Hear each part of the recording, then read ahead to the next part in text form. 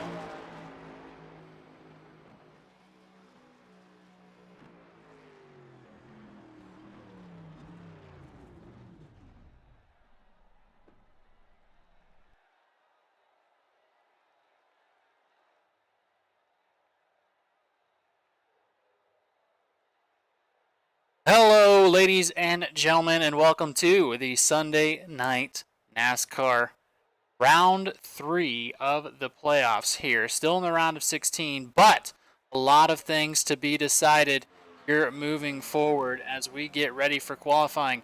In with me in the booth is the one and only Zach. Zach, how are you doing today, brother? I'm doing really well. It's really awesome to be here. We certainly have our fair share of storylines here at Bristol, but it's going to be a fun one.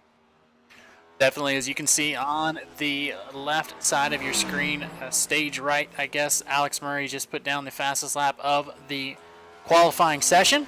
It's going to start him off up front. He is no stranger there, Zach. I know you're filling in, but Alex has been dominating this league since he joined this season. So it is his rookie season here in Sunday Night NASCAR, but so far so good. He is absolutely blowing it out of the water with another pole as we see Lauren Jones here. Another one, RJ Root taking his time. Matt Gaskin's trying to get in there in that Voltec 79. So a lot of these drivers are in it to kind of get ahead and try and just help their points out for next round. But there's a couple of them that really are going to have to work, including, let's see here, Austin Story. Austin Story is going to have to get out there and have a really good race to work himself in. He's gotten into some trouble recently with incidents, and of course now he did not put out time, so he's going to be starting at the back of Bristol, which is definitely not where you want to be, Zach.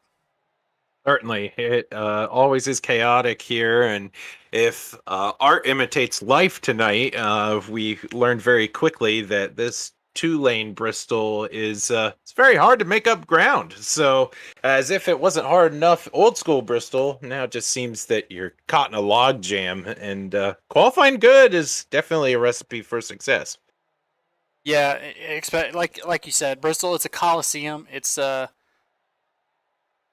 from just door to door, and there's nowhere for you to go. If somebody does wreck, they're going to smoke that inside wall, and then that's all she wrote for everybody because you pop right back up into it if you're in these straightaways. Now, if you're in the corners, it's kind of a self-cleaning track. Everything kind of roads down to the bottom. But other than that, man, it is going to be a blast here. So we're going to get this set up for you. Moment here. Because again, we are in the round of 16. Currently the only driver on the track, Zachary Vaughn. Let's go on board with Zachary as he goes through his progressions.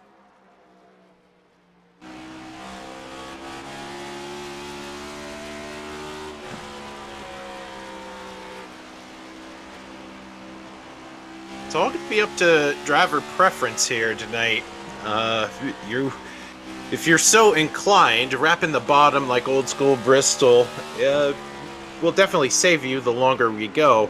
But ultimately, flirting up high in that dark part of this racetrack is going to yield you fast times down the straightaways.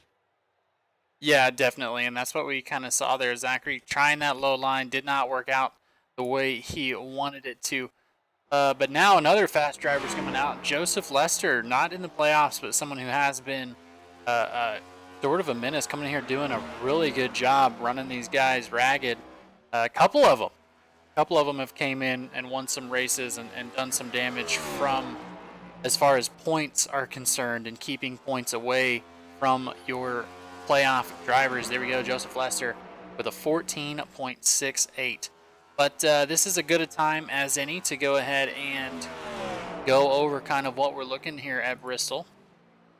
This is playoff race number 3, the DBR 250, brought to you by Davis Brothers Roofing. Here at Bristol Motor Speedway, this is not symmetrical, so you got to get in your rhythm, but turns 1 and 2 a little bit different, handle a little bit differently here. 85 degrees, overcast, 33% humidity, 4 miles per hour for wind. That's not really going to be an issue here at Bristol. We are in that dug-in deep kind of situation. And then the track temperature, that's what we're going to watch. It's a little bit warmer here than normal, so keep an eye on that as we get started. They're going to get in the pits and get ready to rock here. We're going to do the same. Be sure to shout out your drivers. We've already got a couple in the chat. Leo Bonacasa here in the race and in the chat says, let's go MHR and Propel Motorsports. Mayor says, good luck Joe Stafford in the 57 Propel and MHR. We know that those two can get it done. But where is Joe in the leaderboard? Joe Stafford unable to put down a time. He is going to be in 30th position. That is no bueno for him. But let's go ahead and run through what we saw here. Zach, did you see anything interesting in qualifying that we need to talk about? When I look at qualifying times, I'm the kind of guy that if I see a time that matches one another, I'm like, oh, cool, look at that. It's not really super common to get that all the way down to the thousandth of a second. We have a tie between 18th and 19th tonight with David Rigel and Jeff Carson laying down a 14.955. So it doesn't get more identical than that. Definitely, as everybody's in pit road trying to get going here. We'll go ahead and show you where everybody qualified so you can see that. Of course, Alex Murray there up top. Joseph Cossey about 0.06 of a second back. Almost even tighter there for 4th and 5th. 0.3 thousandths of a second separated Bennett Allen and Jeremy Miller. A couple other folks there.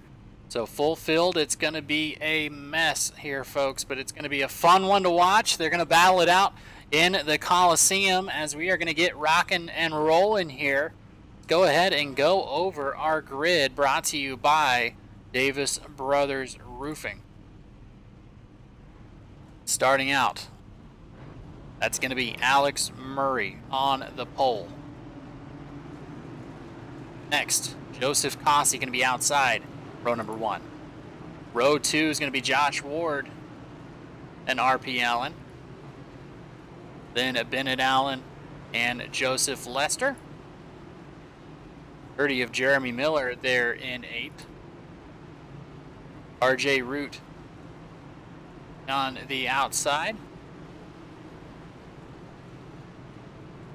Then Nicholas Breidenbach, and I believe we missed one there. Nolan Hodgson.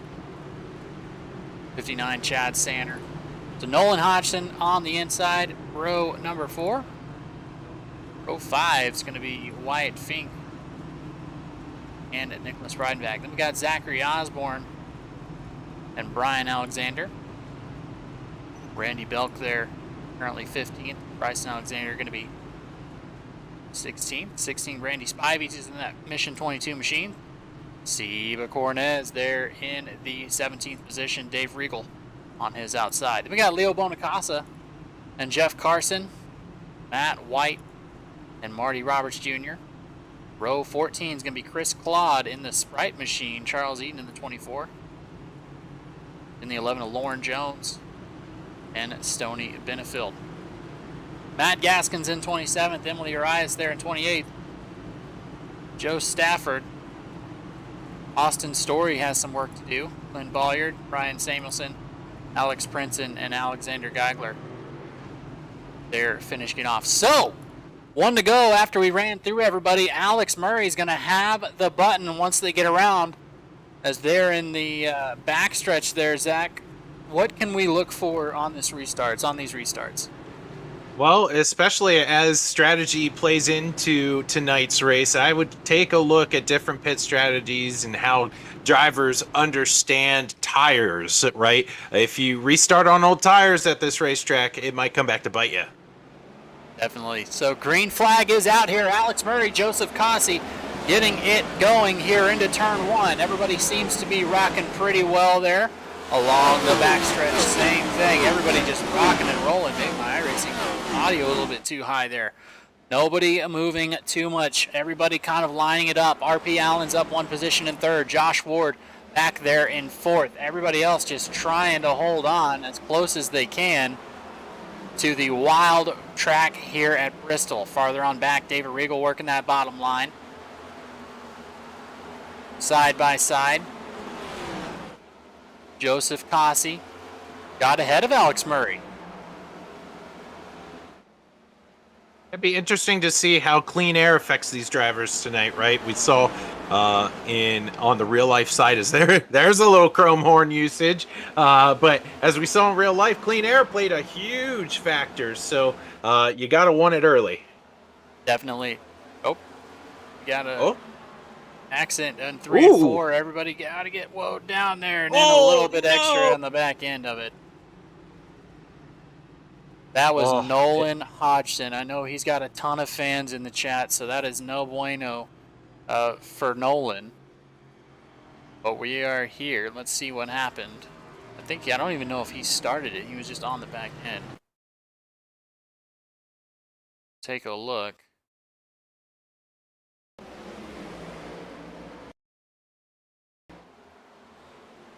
Oh, it's the 23, I think that is. No, it's not the 23. 24. Yep, 24 looks like man, I don't even know if they got into one another, but um that was so hard to tell. Hodgson moved up to the high line.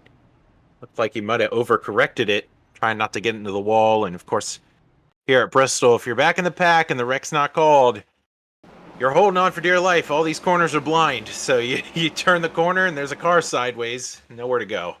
That's the 8 machine getting into him there. Yeah, that was RJ Root.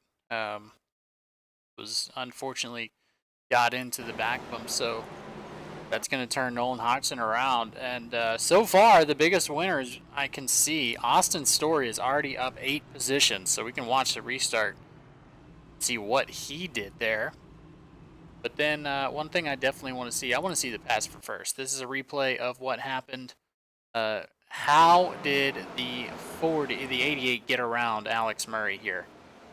Well, using that middle lane, you saw the 88 get the run off from center off, and really it was just a matter of momentum. And again, the driver that figures out those higher lines here is really going to make way moving forward into this race. Definitely. So again, folks, be sure hit me up in that chat. Let me hear who you got for this thing, as well as like the stream. That's just to make sure that iRacing knows that other people are watching and they're enjoying what they're seeing, and it puts it in front of more people, so YouTube can put that in front with the algorithm. So hit that like button for the drivers. As well, over on Facebook, MDI TV says, I'm just here for the wrecks. Yes, sir. It's Bristol. It's going to be banging. We're excited about it. No fast repairs here at Bristol, Zach. So it's something you got to be real careful about. Kind of these drivers have to think twice about how aggressive they're going to be, especially with this model, because you've got to be careful in these next gens now. Oh yeah, all wall contacts are dangerous, right? You want to make sure you take care of that toe link, and if that's broke, you're on pit road for quite a long time. Yeah, definitely, and especially at such a track like this, you got to be very careful about how you're going to handle that that car, and making sure your setup's dialed in. Because we had a couple drivers in the back come down pit road, but up front, after 6 laps, nobody really worried about it. So we have the one to go here. Joseph Cossey going to be in that position where he can make the move. No choose cone here in Sunday Night NASCAR. They haven't implemented it in iRacing yet, so no choose cone. He's going to start on the bottom, though. As the pace car comes down, Joseph Cossey, the 88, has it, and here he goes, bunching them up as we are getting ready to move here at Bristol. Really sending it into turn number 1. There are some battles further on back here as they are trying to figure it out. Who's going to be the dominant car early on in this run? It's a 16 of Zachary Osborne gets a little bit out of shape, and caution is out. Yeah, you talked about it early on, James. Rhythm is so important here at Bristol, and sometimes the hardest part is just establishing it. Yeah, so let's see kind of what happened there. Zach Osborne crashed, so Benefield. Let's see.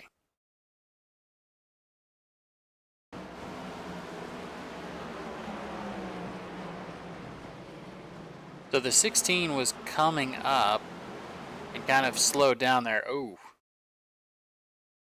So we almost watched that from the beginning. That was the 16 of Zach Osborne.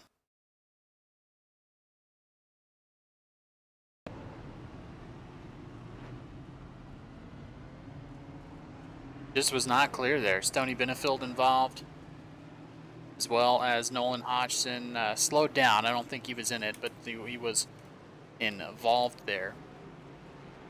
A lot of work for some of these drivers. Check in on your playoff drivers. Ryan Samuelson, currently the one of the farthest back there. Hodgson, 29th. Let's go ahead and check in on everybody. Alex Murray, of course, he's in 4th right now. RJ Root, currently sitting there in 8th. These guys are pretty much locked in unless anything absolutely crazy happens. Joe Stafford, currently running at 22nd, but he's up 8 positions. He's putting in work. Jeremy Miller in the 30 machine. Currently he's sitting in 5th place. Josh Ward, currently in 6th. And then the big one to watch here, the 23 Toyota of Austin Story. He's one to watch. He's up 11. Austin Story, and basically he must do well here. He's got to do well according to the points. He's really worried about where he's at right now. Sitting in 16th after a couple of really bad luck runs for Money House. Currently about 15 points back from the cutoff. So he's got to get ahead of Nolan Hodgson, Seba Cornez, and Bryden back to really get there.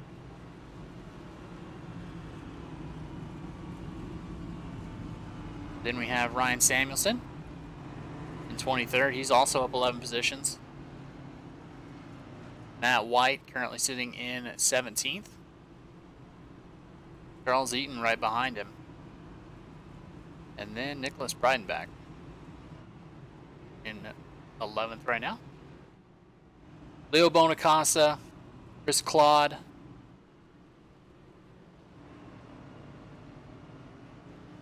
Seba Cornez, another one who has to have a good race here. He's in 13th.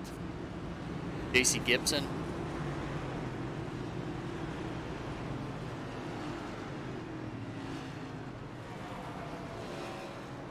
Yeah, there's so much pressure from these drivers to do well, but you have to remember you can't do it all on lap 1, right? You got to make it to the end.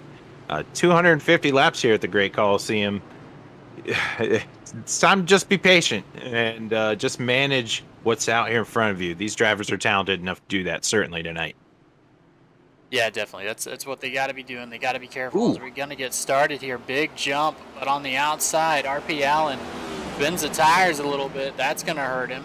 That's going to hurt that whole outside line, as that's going to reverberate through the field here. It's up front, Joseph Cossey. Now Joseph Lester up there in the 18 machine. Can he spoil the moment for one of these drivers that has to win it in? Absolutely. Oh, absolutely a battle going on here for first place.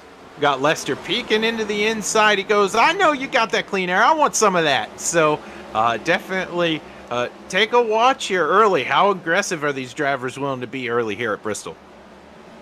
Yeah, if anything's to be said, I don't know if folks were being aggressive early on, or if we just saw drivers kind of lose it on the new tires and running in pack. It's hard to run here at Bristol around other drivers because everybody wants to be up front, but it takes time at Bristol. You gotta make all your passes count. Everything has to be done the right way. You can't beat and bang your way through here. That's what Joe Stafford, Austin Story's finding out as they come through, as Austin Story's going to get past Randy Spivey, one of the ones he has to work on. You just got to get to that inside line as we get somebody is in the wall back there. Yep, somebody. Emily Hold Arias. on to it. What a Hold save. on. What a save by Emily there. Oh, in those situations, the car normally winds up just completely junk. We saw her in the back of the frame, perpendicular to the wall, and managed to come out on the other side of that somewhat okay. Yeah, definitely. And now, but we are going to have some early lap traffic because of that incident. If Lester and Posse side by side up here, RP Allen there in third. He's got the best seat in the house. Let's take a look. Yeah, in these moments, you just got to be patient. I know the want, especially from third place, is be like, oh, if I can get a 2-for-1 here, that'd be awesome. Problem is, here at Bristol, there's not enough lanes to do that. At least, well, practically. There certainly is 3 lanes here, but you don't want to make that risk happen here, especially this early. Definitely, as he's trying to work on that that position there.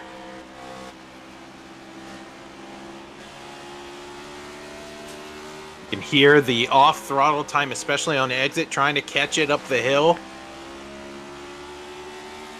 That time was a smoother exit for a third place car, but side by side here for the lead. We got a great battle going on.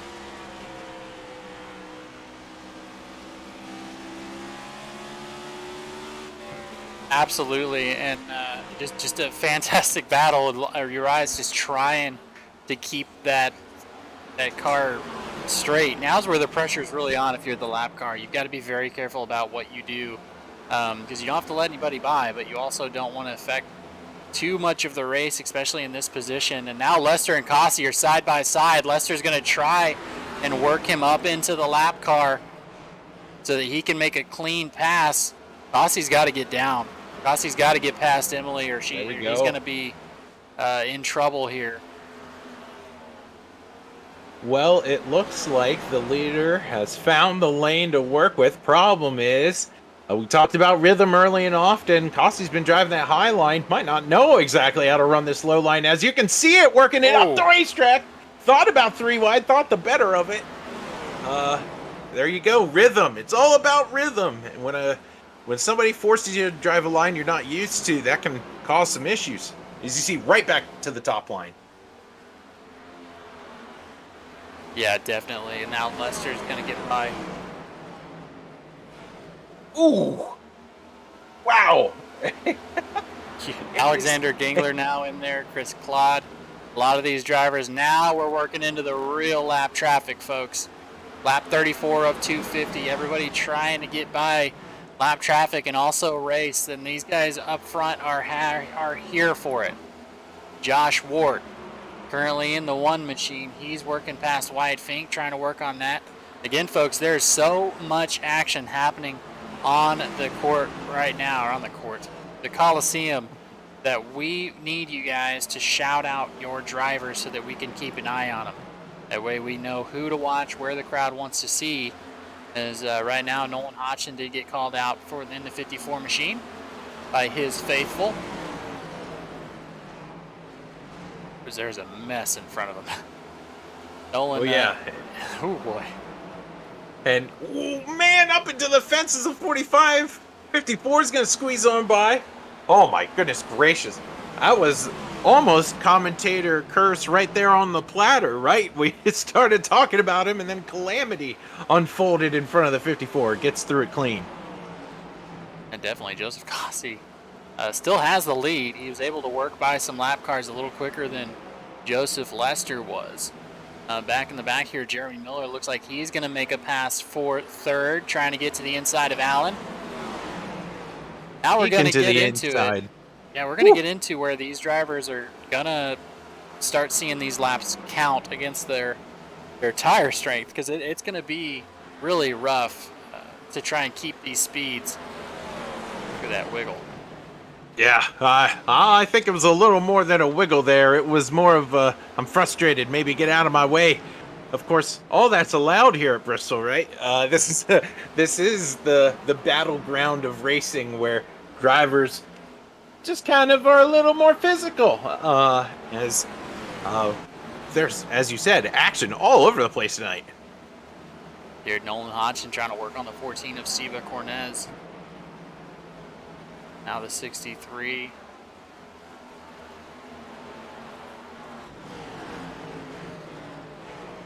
Six car on the inside. And that's just how quick.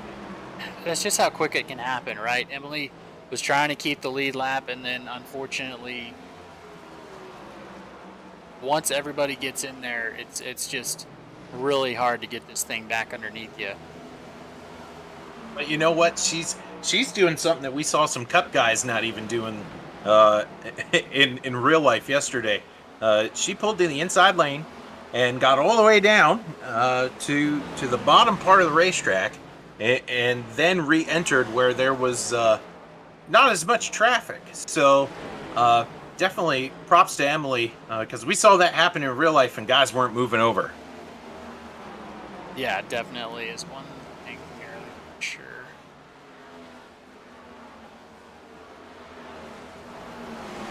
Yeah, guys aren't moving over. You got to be, of course, with such a tight points battle that we saw here.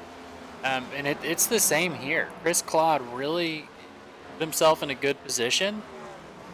But right now, this is going to not bode well for him if he can't get into a higher finishing position than Seba, Nolan, and Leo. So Chris Claude could be on the bubble here to get taken out. Charles Eaton as well in 17th, because the rest of these drivers are just moving. It's a long race. We got to encourage our viewers, though. If your driver's back in the pack in this thing, oh, fear not, especially if they're in a points battle. Anything can happen here at Bristol. One wrong move and you can take out half the field. And of course, we said with no faster pairs, that could be a big deal here tonight. Yeah, 100%. As well as like Joe Stafford, Austin Story, they started there in the back, but now battling with Nolan Hodgson, they're all working their way through the field. Fast cars are going to find the front no matter what. That's just the way these things go. Racer's going to race, right? Yeah, absolutely. And the thing I've noticed about these drivers is that they are patient, right? They're methodical, making their way through the field. No dive bombs really going on here. No unnecessary risks. It's a long race. It does go by quickly, but it's a long one here at Bristol. Yeah, definitely. It's the one of the hardest races to race, because here at Bristol, it's breathing, right? You barely have time to breathe while you're putting away 15-second laps. You got to be real careful with your breathing in the real car and here in the sim. It's very important to make sure you're mentally good to go. Yeah, make sure that water bottle's filled up before you get going, and if you're lucky, there's a caution that you might be able to drink out of it, because you're certainly too busy to do that on a green flag run. So these drivers have to understand that once you're in the rig and you're ready to go, most likely, oh, I was just about to say most likely you're not going to catch a break, but how about that? The yellow's out. Yeah, yellow is out. I'm not sure who caused it. Chris Claude was down on the apron.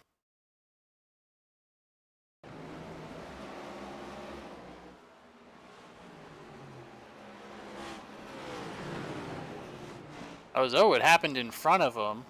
Oh, yes. Everybody's getting woed up there. Need to go back a little more. Be like a detective, right? When the yellow comes out. Yeah, this is definitely where it started. This is dangerous. We're 3 wide here with the 91 of Zachary Vaughn, the 82 down there, and then in comes the 88. Wow. But that was the leader. That was right in front of the leaders. It was. Yes, it was. We're all kind of numb here to how these cars wreck, and every now and again we need to pay attention to what number's on the door. That involved our leader. Yeah, here we go. Let's take a look a little bit farther in on Joseph Cossey. Oh, yeah, it got into the 91, turned him around, but then there was nowhere for him to go.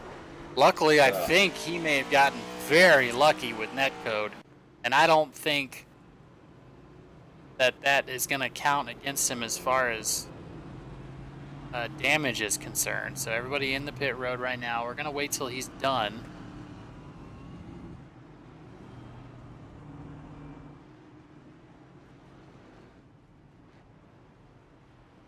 Did get out first. Let's go ahead and talk to Joseph Cossey in the 88. Give me one moment here.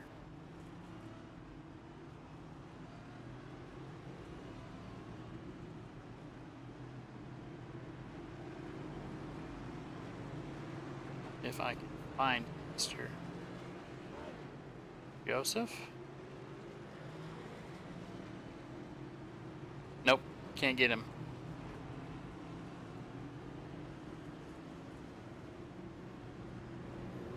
Oh, we finally had some drama. We can't find him. Oh, I'm looking too. I'm not finding him. Well, no, it is what it is here. But Joseph Cossey, it looks like he got lucky. be honest with you, I don't see too much damage on that 88 Chevy. I think he might have gotten super lucky there, but he is going to be up front. Some drivers deciding to stay out. Chris Claude going to get a lap back here. Emily Urias as well. So a couple drivers needed that caution to stay on the lead lap. So how important is it here at Bristol to make sure you're still in the running halfway through here? Well, to be fair, it can turn a night to where you're in the back half of the field. If you roll the dice and play your strategy right, you could wind up in the top 15, pushing top 10. You don't necessarily have to be quick here at Bristol to get a decent finish. You just got to play your strategy right. So under these kinds of cautions, I'm looking for drivers to take wave rounds, to be aggressive, and to gamble and say, okay, I'm going to get my lap back that way and hope for another wreck. As the leader's off and away fairly quickly here at Bristol. Wow. Here we go. Some drivers still trying to play catch up there. Driver and our leaders are through turn number 2. Cossie has Lester behind him. Now Lester has the entirety of the field to try and make this pass. It's not like last time where we're going to have some lap traffic right at this moment. This is even Stevens. Both vehicles took rights and lefts. We're going to see who can do the best on the grippies, the brand new ones. Lester throws it in there on the 88. Side by side, door to door out of 3 and 4. Here comes the slide job. Here comes the 18 up the hill, and we do have another caution, but there was a pass for the leaders. There's a big wreck in the back half of the field. Matt White, I don't know. playoff driver. I don't know if it was big, but it was violent, that's for sure.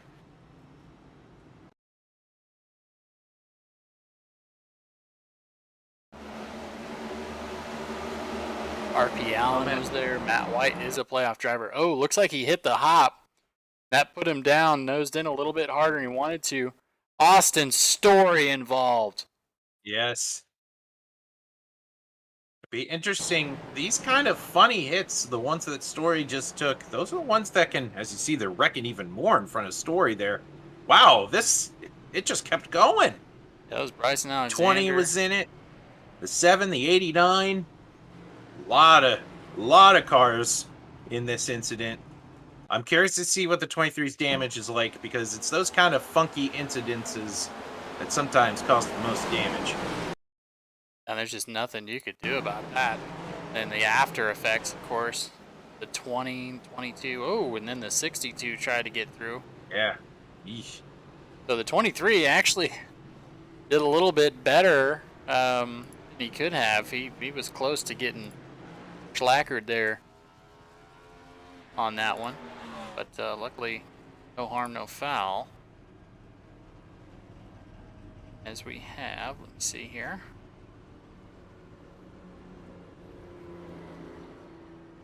Trying to find.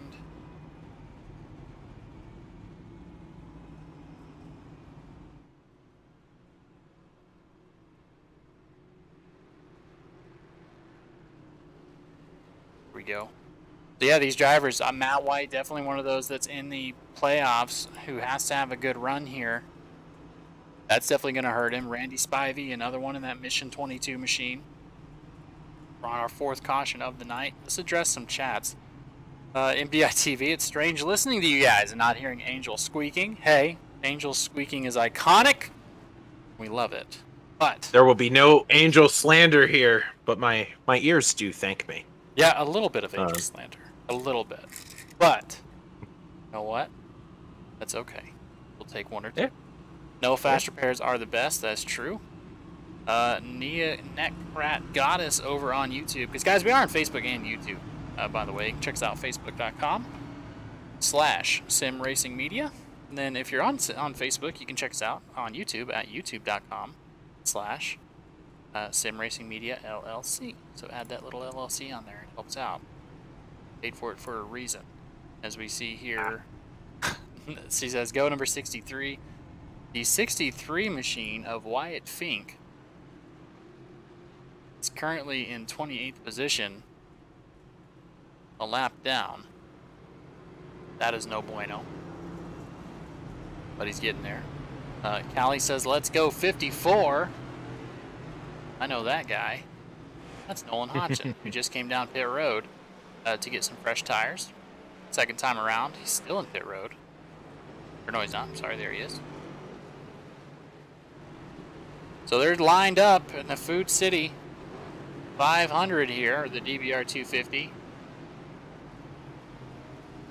As the green flag is out, but the pace car is still on the track.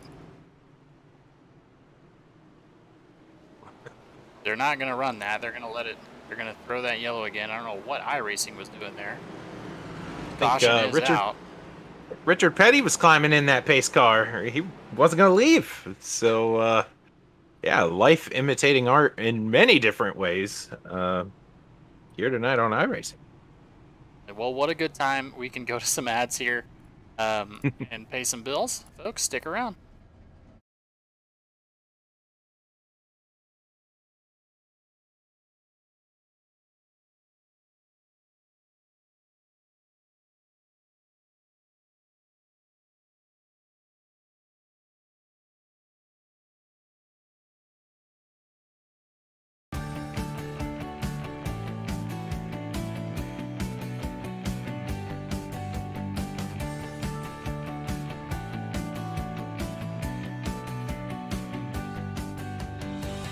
Davis Brothers has been providing homeowners and businesses with exceptional roofing services since 1983. From repairing roofs on small homes to installing new roofs on large commercial retailers, no job is too big or too small. Your home is an important part of your life, and your roof is an essential part of your home. We understand that. Whether you're inspecting, repairing, or replacing your roof, we'll treat your home like it's our very own. Low slope, steep slope, big or small, it doesn't matter, we do them all. And remember, we have the capabilities and the manpower to take on any size job. When it comes to your roof, it's important to be proactive. Choose an experienced roofer you can trust. At Davis Brothers Roofing, we are your experienced roofer. Contact us today for a consultation and let us earn your trust.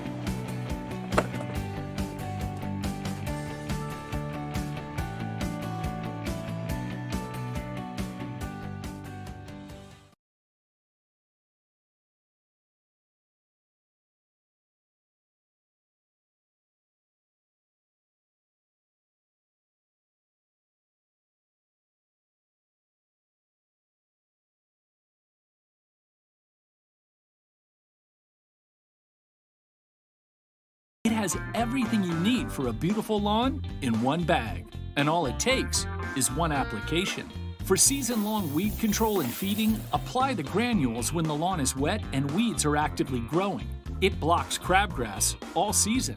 It prevents crabgrass seeds from growing. It kills the seedlings too, even when applied 4 weeks after they sprout. It's your best defense against tough weeds like dandelion, chickweed, henbit, and hundreds more.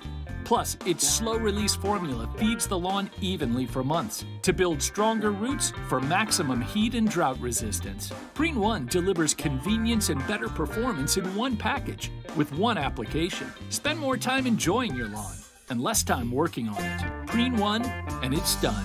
It's a lawn dream come true.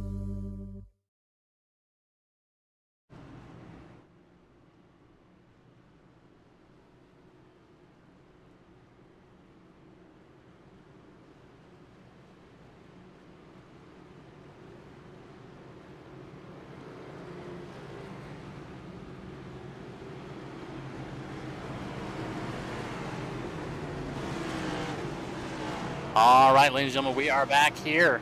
Playoff race number 3 at Bristol. So far, so good for a lot of these drivers up front, but it's been the mid-pack that's been the place that you really want to stay away from. What do y'all say, fellas? Definitely going to be a race of attrition. We knew that going in. We know that these drivers don't have any fast repairs, so just got to be careful. And certainly cautions breed cautions here at Bristol as we are underway back here with Joseph Lester taking the jump and getting away fairly quickly. Alex Murray, the setup builder for Field Filler Racing, one of the most dominant teams in Sunday Night NASCAR, making his way to the bottom, hopefully making some adjustments those last pit stops, as Cossie and Lester are still absolutely hammer and tongs battling it out here up front. 88 tries the high line, has a huge run on the 18, and they are wrecking again through there. We've got the 48 of Matt White. He's going to tow. And Stoney Benefield involved in that one as well.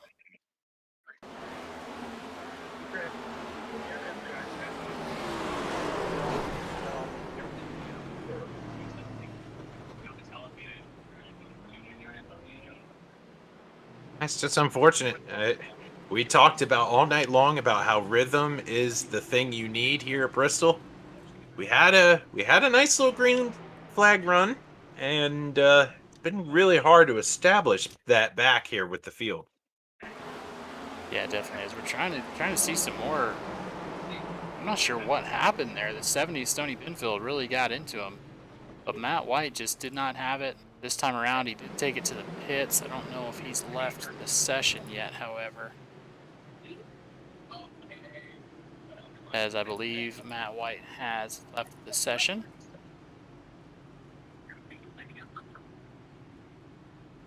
Unfortunate for him.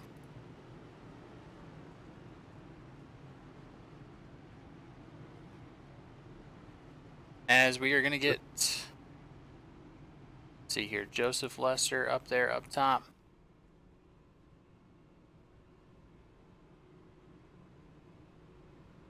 Do you take tires now, fellas? I think it all might depend on how many sets you got left. Yeah.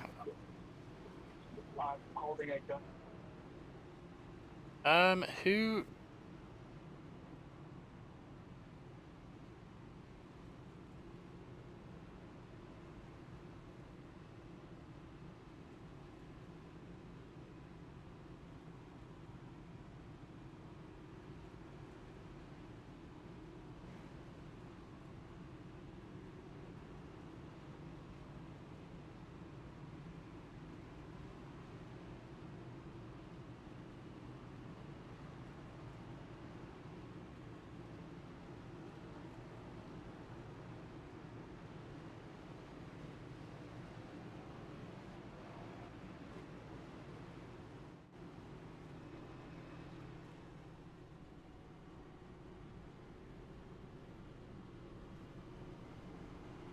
All right, folks, getting that figured out here. So Lester and Cossey have been battling pretty consistently, and they just keep getting this battle interrupted, it seems like.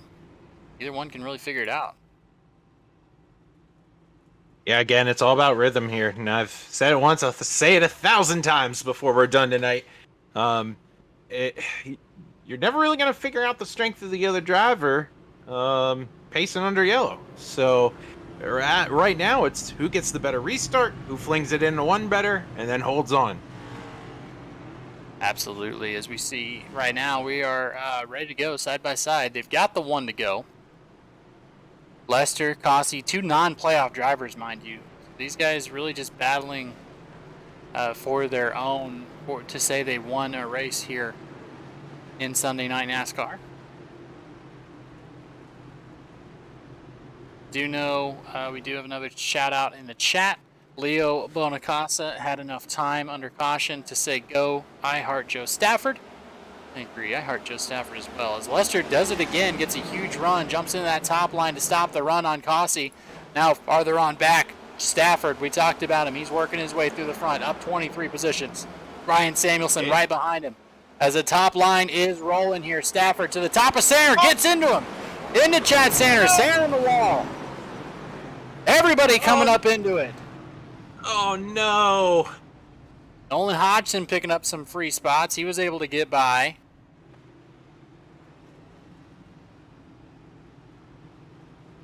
What a turn of events. The moment we start focusing in on the incredible run we've seen tonight out of Stafford, we see this mess, and it ain't pretty.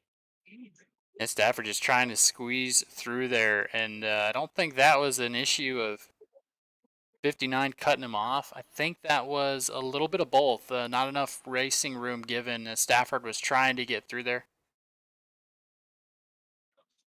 Yeah, so my question for you, as we have yet another caution to kind of just debrief and take a look at this race as a whole. My question for you as a driver, put yourself into their shoes for just a moment. How do you communicate well to the field? Hey, we've spent a lot of time wrecking each other. It'd be nice if we raced for a little while. How do you communicate that well with enough grace to maybe get some folks to agree with you? Yeah, and that's one thing we're going to have to see moving forward here. Know that Chad Sander did go a lad down. That's no bueno. Stafford's going back. So now Lester has to make his way around, getting another restart. See if he does the same thing. And that's the new. I've heard things about the new restart zone, Zach, where people don't really like it because they cannot get a good jump on the leader, which is what it was designed to do. But with this new rule, where they can go in the restart zone, the outside line really just is playing catch up. Well, I mean, heaven forbid if something works, but yeah, you got to earn the right to be the leader, and then there's perks that come with that. We talked about clean air, we talked about the ability to race your own line, and also the ability to get that great start off the restart zone. We haven't talked about that well enough tonight, but absolutely, you need to grab the lead, especially here at Bristol, where restarts are so critical in order to establish where you're going to be throughout the run. Absolutely. As again, folks, this is the Davis Brothers Roofing 250 at Bristol Motor Speedway. You can hit that like button, get this out in front of more people, get more viewers in here watching your drivers. Some of the most shouted out drivers, of course, Nolan Hodgson, who I believe has worked his way. He's in 20th right now, but no damage on that Toyota. It is looking good. Joe Stafford about midway through there. He did have some issues. Leo Bonacasa out as well in that 45 machine. So again, side by side, lap 86 of 250 here on Sim Racing Media. See if Kossi has anything for Lester as we're going to watch the restart from his point of view. Lined up and ready to go, and you're going to be able to see that 18 peak on the outside, so getting ready for another restart. Here you can see the disadvantage at Bristol, starting from second. Look how quick the leader gets the jump. Just all the way around, and then what that does is it also brings everybody else along that line. So as we see Jim trying his best to get in there and have the example of getting to the inside, but he absolutely cannot. But here comes RP Allen. We saw him go farther back a little bit early on, but now he's working his way back up to the front. Austin Story, looks like he did not take any damage at all from that incident earlier, so very lucky to offset some of the poor luck he's been having in the playoffs. Kind of the Kevin Harvick of this league, if you compare it to real life, but he is able to make it to a top 10 right now, up 8 positions, 23, or up to 8th, 23 positions so far in the 23. So there goes Kossi, trying to do the throwback on the bottom, nothing doing. Lester making that car wide. Nicholas Breidenbach having a really good run, that 24 GM machine. What a ride he's had. I'm looking down the list here for just a moment. If we can toggle on to the 10th place driver, am I reading that right? Yeah. The number 6 machine of Emily Urias has made her way back to the top 10. That's crazy. That's crazy. She was a lap down earlier, took the wave around, gambled. Probably has missed all those cautions, and look at Emily up here in the top 10. Definitely working her way through with the 6 machine. Now working on Josh Ward. Just got to be calm, careful, cool, and collected. Race your race. That's all you got to do here. As Kossi and Lester side by side, they're banging. Nick Breidenbach trying to catch it as we have a caution out. Who can it be?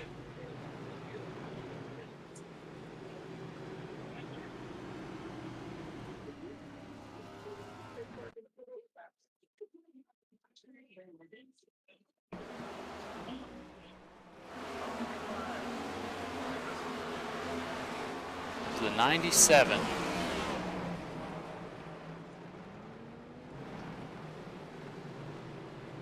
And it's 91, Zachary Vaughn. Self-spin there coming out of the turn. yeah. Bristol will do that to you, especially in these cars, right? Even on those long sweeping mile and a halves. We've seen drivers so often lose it exiting the corner. Can't imagine the difficulty having that much wheel into it here at this tiny little racetrack. Being able to save it, and that time it just got away. Yeah, and that's how it works. And the reason that happens, folks, is when you come off that banking, everybody kind of the suspension wants to unload because it's loaded through that banking, and once that shifts, your suspension kind of unloads. You lose some tire patch, and it's real easy to get around if you're not careful. And that's kind of what we saw there. So now Cossey and Lester still 1 and 2, but Nicholas Breidenbach has made his way up. Some folks deciding to pit here: R.P. Allen, R.J. Root, Randy Belk, Seba Cornez, Dave Regal, Ben Bolliard, Alex Princeton. So they've decided to pit. We're going to do the same. Stick around, folks. There's a new approach to lawn care. Preen One Lawn Care.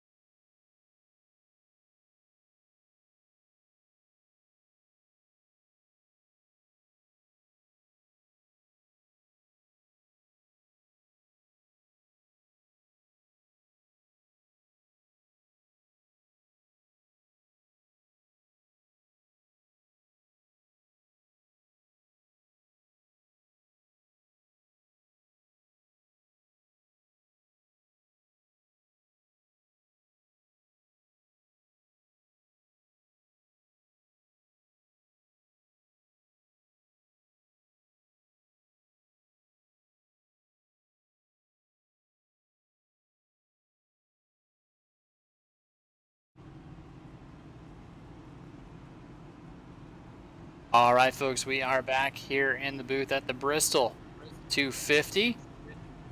Now we got a newcomer here, Matt. Matt, tell us what you're seeing. Hey guys, thanks for bringing me in. Playoff race, gentlemen. The nighttime is the right time. And just coming in, I was watching the 88 of Cossey just fire up the beehive, if you will. He was all over the back of that 18. Clearly, he wanted that lead badly, just as the caution was coming out. A lot of hard racing up front so far tonight, gentlemen. You can tell there's a lot on the line this evening. Absolutely, and not for these two drivers. Joseph Cossey and Joseph Lester, they're only battling for the postseason non-playoff driver championship. They do give out a little bit of something there for them. So here they go. Now Cossey has the advantage. Lester got caught lacking. Alex Murray going to take the advantage, get to the inside of Lester. Breidenbach there in fourth, able to hop down. But Austin Story making his way through. Now he has a top 5. That's definitely going to help his points and his situation coming into this. Yeah, you have to understand that these drivers, you might be sitting pretty right now in points, but the goal is to make it to lap 250. Watch that checkered flag fly. We're not even close to getting there quite yet, as we got an intense battle for the lead going on. Again, between the 88 and the 17. We do have the 9 around, but I think we're still green. Yeah, we're green here, but second place was looking a little dicey there. Third.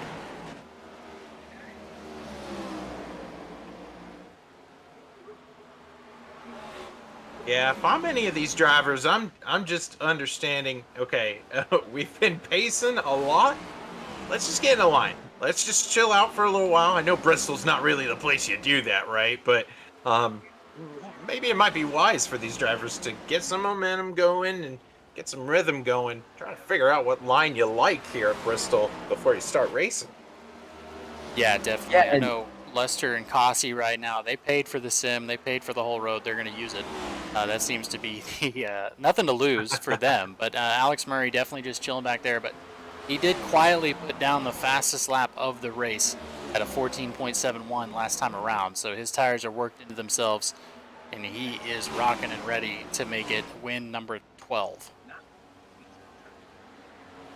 Speaking of that, how about these next-gen cars in sub-15-second lap times at Bristol? That is absolutely flying around this fishbowl. Yeah, definitely. I mean, 14.71 is really, really fast, especially for these drivers up front leaning on each other. Lester on the top, Cossey on the bottom. They've switched it up, the 88 and the 18. You're battling for the lead, no quarter given. Lester staying right on that door as low as possible, waiting for the 88 to make a mistake. I don't think you'll have anyone to blame if that 88 gets a little bit loose and comes up in to the 18. For two non-playoff drivers, they are sure racing like there's a championship on the line right now. They're going at it. Oh no, did we just see it? We just saw it. Jeff Carson has disconnected, or yeah, goodness gracious. Carson has disconnected. Wow. Joseph Cossey. Jeff Carson is it's Jeff Carson. I don't know. It says down here he's manually disconnected. It may have been somebody else. I had two notifications at the same time. I apologize, but you are correct. Yeah. Carson also left, but that was at the same time Cossey was having his issues. That caused Lester to back out of it. Maybe connected. I've seen that happen in iRacing before. We are on iRacing, the service. I know it looks real, and it is real for these drivers, but sometimes entire areas can be affected by that packet loss, and that's kind of what we saw there. Luckily, the 88 able to keep it straight here. As a little farther back, Jeremy Miller, but let's do a check-in back to the front for the 57. Trust me, he will be there in the end. That is true. Very true. Stafford is always in it, folks. Regular season champ 2022, and actually overall champ. Got another driver. Cossey's still having issues with that packet loss.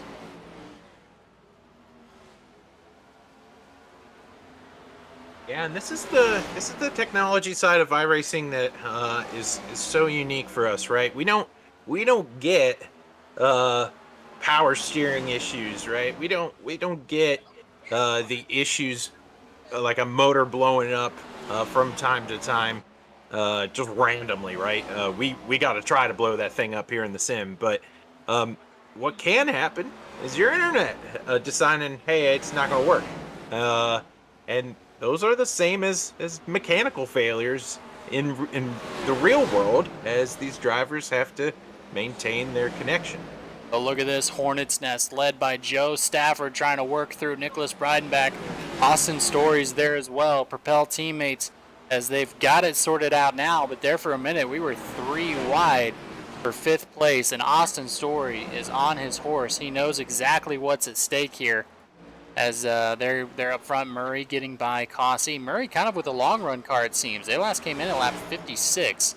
So depending on the run here, these guys up front may have to look at doing a green flag here at Bristol.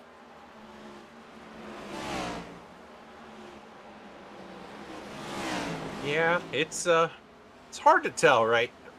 We've had so many laps under caution. Tire wear, judging tire wear is so difficult here, even if you just have a regular green flag run. The difference between running that low line, extending that high line, so different on tire wear. But in a race where it's been so start and stop, I don't think anybody really has a bead on what tire wear might feel like yet. You know, and that's just it. Sounds like you guys have had a round of cautions, and cautions certainly do breed cautions. But if you haven't had a chance really to log some laps, you're not going to have that much data as to what tire fall off and tire wear is going to be like, especially throughout the early course of the run. So throw another variable at the crew chief, on top of the pit box tonight, if you will. It definitely is. A 16 getting up into the wall in front of your leaders. Joe Stafford is working by lap traffic like he is a man on a mission. Currently running 15.5, so they are a little slowed down, a little more than usual. About about a tenth off, or about a second off, or 10% off. So these guys definitely, if you're thinking about the underpit, which is something you really shouldn't be thinking about right now, but if you are going to try for that later, it's definitely possible to do here on the leaders, because Alex Murray and Joseph Cossie both came in lap 56. The rest of these folks, like Joe Stafford, he last came down on lap 95 on one of those cautions to get some damage repaired. So apparently that truck, or that car, was able to get fixed, and he is out here flying by Emily Urias there to put her another lap down to third. I'm here at this racetrack. You got to make a choice as a driver, right? If you're going to undercut and make that commitment, the thing is, you have to be so aggressive here at Bristol to make up that time that you lost sitting on pit road. If you're the kind of racer that can do that, sure, go ahead, do that. Weave your way in and out of traffic. Do what you need to do in order to make up for that lost time. But if you are not, like if you don't want to deal with this, right, whatever this is on fresh tires, it might be better for you to just run this dry, understand, hey, this race has got a lot of cautions. I'm going to roll the dice and see if I can't go down under yellow. Definitely, as we take a look at the 54, Nolan Hodgson, because I do promise, guys, I'm going to check in on those drivers that have gotten called out. Hodgson currently running 11th, trying to get through what you said, this hornet's nest of Nicholas Breidenbach's in front of him. Ryan Samuelson, the lap car, which is very surprising. He must have been caught in something, because Ryan usually one of the faster guys here. And then Seba Cornez back there. He's trying to work his way as far as the points are concerned. So all of these drivers mid-pack here. Austin Story getting past the teammate of Joseph Lester here. If you'll remember last week, these guys got into it on a freak incident in like lap number 5 or something crazy last week that took both of these drivers out, which is why Austin Story is in the predicament he's in, where he has to score highly here. The way it's looking right now, though, with Matt White and his situation, Matt White is out. He had a ton of points. He's locked in, so disregard what I was saying there. But You know, getting back to the 54 of Hodgson, you would think, you know, riding right now, I shouldn't say riding, because these guys are certainly racing around the 10th place position. If it was me, I'd be trying to kind of just run in line right now, try to save my equipment or tires, see if this thing goes green. If, you know, that gives me a little bit of an advantage, you know, maybe able to pick up some spots late in the run here. That 6 machine needs to get down. She does. Wow. Whew. Talk about finding a lane and trying to commit. She does a good job getting down there. I know it was a struggle, but no yellow, no incident. You're fine. Get it down pit road. Pit.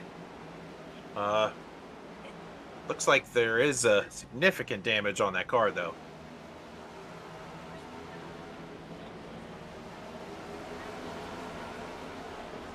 Yeah, so Emily definitely had an issue there with the right front. That's what caused that incident, but able to get down in where she needed to be. So Alex Murray has taken the lead here. He's about a third of a second in front of Cossie, but Stafford trying to work his way up in there as well. He's got RJ Root, one of the faster guys up behind him.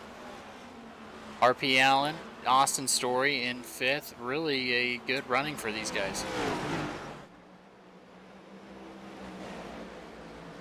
Yeah, it's definitely a my moment is here, I need to show up moment for some of these drivers, right? They got no more races. You have to show up, especially for the drivers on the bubble, right? Commit. Understand that this is your last shot to try to make up some points this round. But the theme of the day really has been a couple non-playoff drivers taking up the field.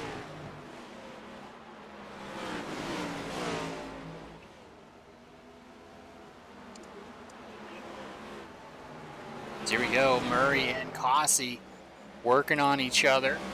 And this is what we're seeing, just a ton of lap traffic you're having to worry about. There's the 45, Leo Bonacasa, another playoff driver trying to do the best he can to get up there. And it's just an absolutely wild ride that we're going to see these drivers have to go through. Oh, there's a wreck. 16. Huh. Single car spin? Normally that's a whole lot worse.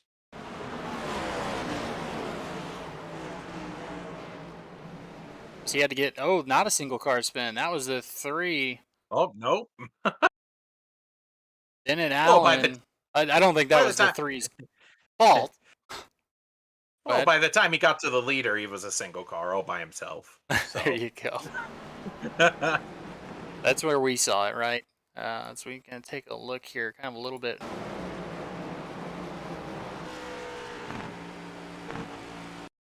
As the 16 had to slow down there and then trying to get around, comes right in front of the 3 of Bennett Allen. There's not much you can do there. If you're Bennett Allen, you can't slow down that quickly. Oh, it's Bennett hasn't put it on the hauler. He's done. Now everybody coming down pit road. Top 10 so far. Randy Belk. The rest of them are going to come down as well. Stafford and Story already in their pits because of where they qualified.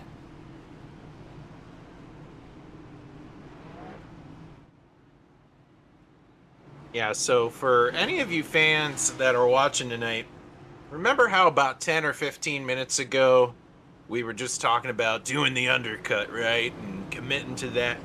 Throw that away, right? That doesn't matter anymore. You're on the same strategy as everybody else, which is fine, right? You get to be even Stevens with the guy that you're racing with. Or girl, for that matter, for Emily. But the reality is that there's no more strategy. It's up to how well you're going to race Bristol. Absolutely. As Bennett Allen is in the infield care center, let's go ahead and bring him in. Bennett, a tough inning there for you. I know he came down after braking, but tell us your view of the race there. No words except it's Bristol. I mean, getting wrecked on lap 11 when someone is trying to go for the lead that early was kind of uncalled for. And on the replay, it looked like he didn't make contact, but in my wheel, I felt it, and that's why I corrected. And I don't know. Words can't explain the way the nights went. I feel really bad for everyone at Propel and Money House and, Josh Coppernell, who's my sponsor and my spotter. It's just unfortunate what happened. Last 2 weeks have been pretty crap in terms of our races, but, we're not racing for a championship. We're doing that in Eminence. Trying to get experience. But the JCTV Toyota Camry was on rails today. In practice, I didn't run much because I just kind of knew where the car was at and knew what I needed to do. And it's just unfortunate that we get taken out like 3 or 4 times, and it's just uncalled for. And I understand it's a short track and you got to beat and bang, but when you're not even the halfway yet and people just keep wrecking, it's annoying and it's just uncalled for. Definitely full field here at Bristol. It's hard to get everybody wrangled in, but I know you already called them out a little bit, but who you got on the car, and are you looking forward to next week as we head to some more interesting tracks for sure? Yeah, I have JCTV and Ghost Energy on the car. Josh Coppernell's been my primary sponsor for Eminent all year, and I'm really proud of him for how he does in spotting and when he does broadcast. And then Ghost Energy is kind of the secondary sponsor, and I'm still trying to get like an official sponsor. But also just everyone at Propel Money House. Just one huge thanks to all of them and all their hard work every week. This week I was working on real race cars all week, so I wasn't able to get a lot of laps in, but they were definitely there like, here's the setup. How do you think it is? And everyone's always the greatest. So, yeah. Definitely. Well, I know, Bennett, we'll be talking to you one day on the podium for sure. I know you've got the talent for it here in Sunday Night NASCAR. Just bad luck. A lot of folks have had bad luck this round of the playoffs, and hopefully we can talk to you later on. Yes, sir. Thank you for the interview. Peace. So there you have it. It's a heartbreak for a lot of folks here, as that's what happened kind of in this playoff the way that it's gone, especially at Bristol. Art imitates life, right? So we saw Kyle Busch, same thing kind of happened to him and at Bristol, and it's just wild racing that we see going on here. It's unfortunate, very frustrating with the full field, but we have seen some RP Allen drivers. gets into the wall. Wow. Sticks it to the inside wall. Oh my goodness. One thing after another here at Bristol. And this time it involves a driver that we've been seeing up front. And I think this is, again, just the case of it getting away from him. Big topic of going down pit road, grabbing new tires. Might forget how new tires drive. So I think that might be the cause for that one. Definitely. Since we are back under caution, we do have Emily Urias out of the infield care center. Emily, I saw we had an equipment malfunction there on the right front. First of all, good job getting it down to pit road. Just tapped that wall a little bit too many times and just took a little tap and it broke my right front off. Had a good run, chose not to take tires that last caution, which ended up screwing me over. But again, it's a racing thing. It happens to all of us. Definitely. I know, moving forward, working your way in here, you had a good top 10 there for a little bit. What was going on with the car? Did we lose tires or what are we doing different next time around? I didn't take tires like I should have. I saw people going down. I chose not to, but it probably would have been a good idea to go down and take tires. I mean, we had plenty. So just the fact that I burned up my tires just trying to get back on the lead lap from when I went previously down 3 laps. So definitely had a fast car out here tonight. Car's definitely done. Broke the toe link off. About 10 minutes of repairs. So definitely going to be a rough night. I'm going to be back next week and hope to get a good race there. Definitely. Well, appreciate you hopping in here and talking with us. Emily, who you want to shout out? Who gets it done on that number 6 machine?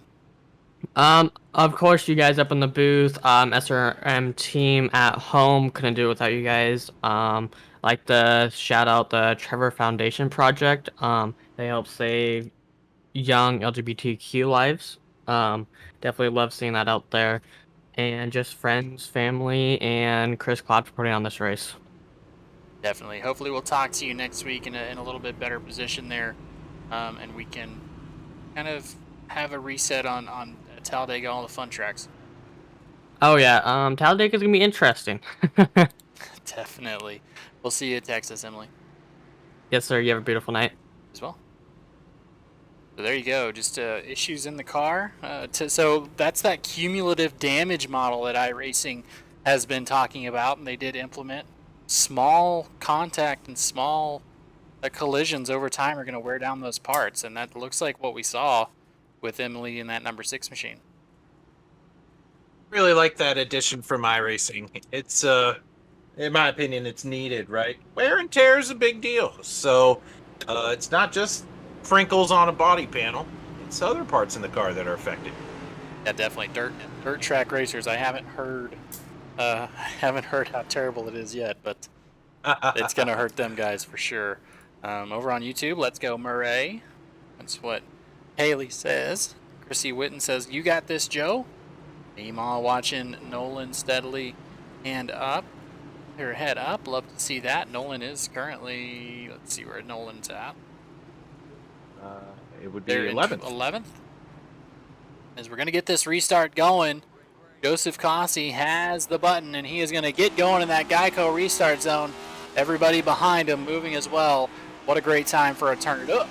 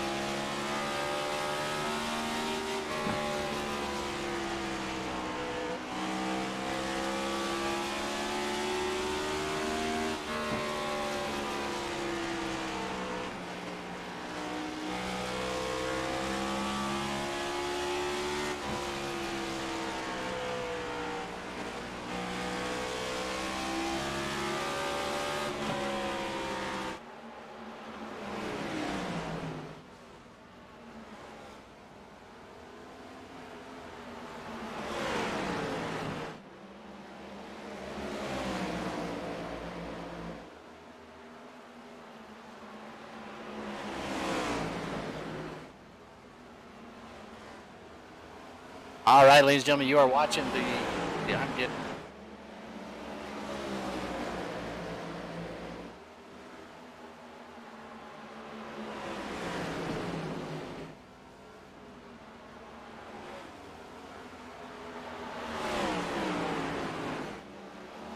All right, we are back here at the playoff race number 3 at Bristol, and it is quite the run here. Austin Story and teammate Joe Stafford have worked their way up, and it has been quite the battle.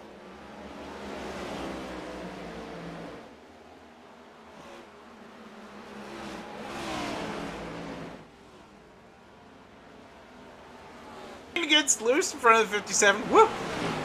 Lots of drama, no matter where you look here. But Stafford putting together a good one right now. Yeah, let's take a look at that lead change that caused Austin Story to lose the lead. He did have the lead, but Joseph Cossey applying the pressure here to the leader who needs a win really badly. Applies a little pressure, gets him bumped up, and takes the lead from the playoff driver. That is not going to bode well later on if these guys get together, as that's not a bad thing to do. You're here to race, right? Even if you're a non-playoff driver, you're still here to race and win races. That's what we get paid to do. But that's definitely going to be talked about in the garage moving forward if Austin Story doesn't get back up to Cossey, if he doesn't make this next round. Well, I mean, as far as iRacing bump and runs go, that's about as clean as she gets. So, I don't know what more needs to be said. It is disappointing. Story lost the lead there, but how many times have we seen this, James, where that kind of move ends up with somebody in the fence?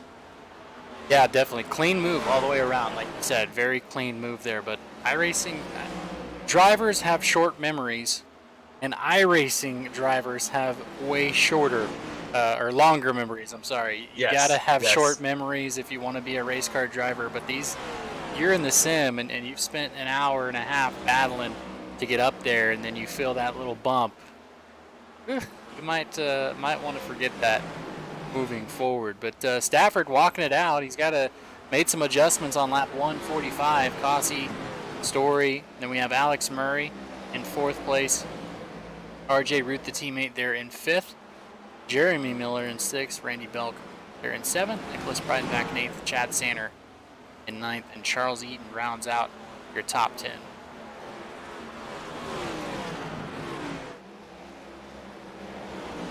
Certainly some interesting racing we've been seeing all throughout the field tonight. But as we are nearing that 200 lap mark eventually, it's in a little while, but Bristol, these laps go quick. I would imagine for the drivers, when you see 200 on that board, that's a bit of a mental reprieve, right? You've been out here for a long time, like you said. There's 250 laps, not a lot of time left. When you hit that 200 mark, that might be time to go for some of these guys, as the 88 and the 57 are going at it here for the lead. Yeah, tire wear starting to become a factor. We saw it last time around the same time, lap 40 or so. Now these drivers definitely feeling it as Joe Stafford goes to the outside, try and work a run up, and then that's the 27 to Dave Regal. Up in the traffic top. Will play a factor. How many times are we going to say that? Definitely. It's going to get up there, slow down Stafford. Now Cossey able to get rolling here.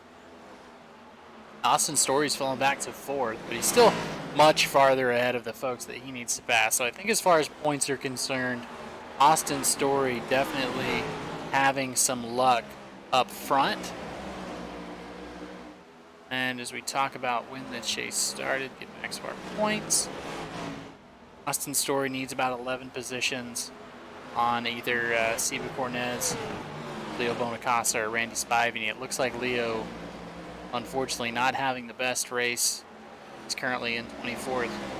But your boy, Nolan Hodgson, currently in a top 10. He's going to get enough points to lock himself forward if the race was to end right now. I don't want to jinx it, but definitely a guy to keep an eye on as he is working it. Oh, why'd you do that? I mean, racers got to race, broadcasters got to broadcast. You know the power we hold up here in the booth. Come on. It can be a curse or it can be a blessing as far as Nolan's concerned.